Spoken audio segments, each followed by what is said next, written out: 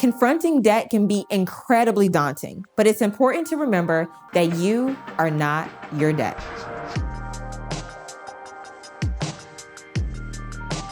Hi, and welcome to Headspace. I'm Tanya Rapley. I'm a financial education expert and entrepreneur. Today, we'll be talking about debt and how adopting some key perspective shifts can help you feel empowered when it comes to your money. I'll also share a few strategies on how to approach paying down your debts in a way that works best for you. This probably won't come as a complete surprise to you, but the way we talk about debt, at least in the United States, is completely backwards. All around, we see messages telling us we have no chance of making it if we don't own a home, purchase a certain product, or go to a particular school, as if it's all equally attainable for everybody and doesn't require significant loans for most people. At the same time, we villainize those with debt or low credit scores, and they're commonly painted as bad people who made poor choices. The truth is, debt happens to almost everyone. In fact, 8 in 10 Americans hold some form of debt, whether it be from mortgages, car loans, or unpaid credit card bills. So if you're struggling with debt, you're far from alone.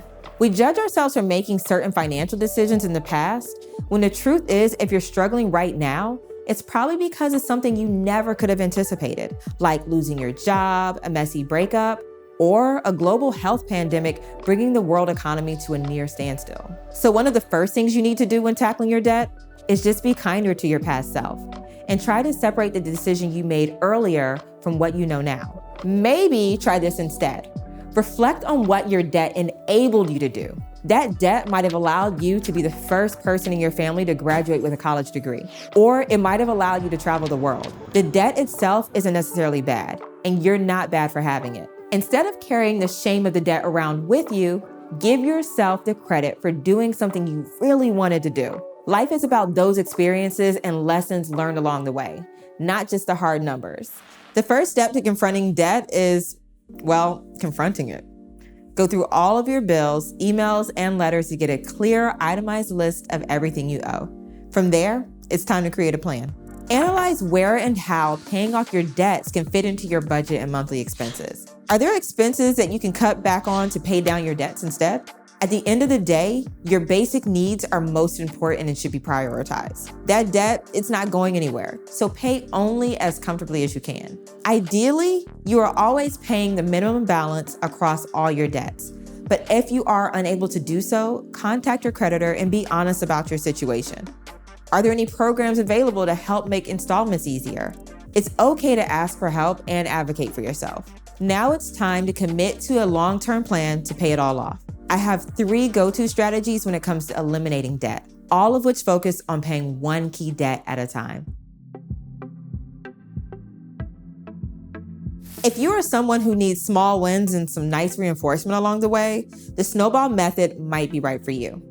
Once you've identified all of your debts, start by paying off the smallest one first. Can you double your minimum payment this month and maybe triple your minimum payment the month after?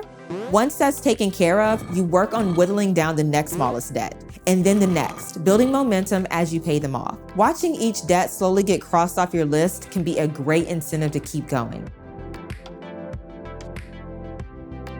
Another strategy is looking at which debt has the highest interest rate, most likely a credit card, because that is technically your most expensive debt.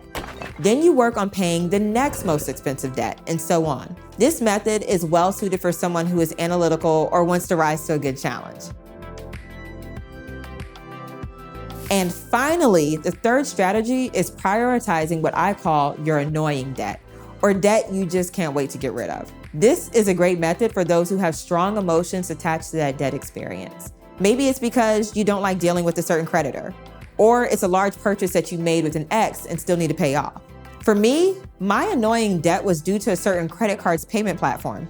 Every time I would go online and try to make a payment, the website would crash and kick me out. It got to a point where a few months later, I decided to pay it all off because I was tired of utilizing a time-consuming system. Whichever strategy you decide to start with, you can always switch it up depending on what's actually working well for you. The main takeaway here is to have a focused approach and follow through. We'd all love to wave a magic wand to be done with our debt, but this is a culmination of years of decision-making. So it's going to take time to get out from under it. And please exercise patience with yourself. You won't get out of debt overnight, but if you take it step by step, you will be well on your way. I'm Tanya Rapley, and thank you very much for watching.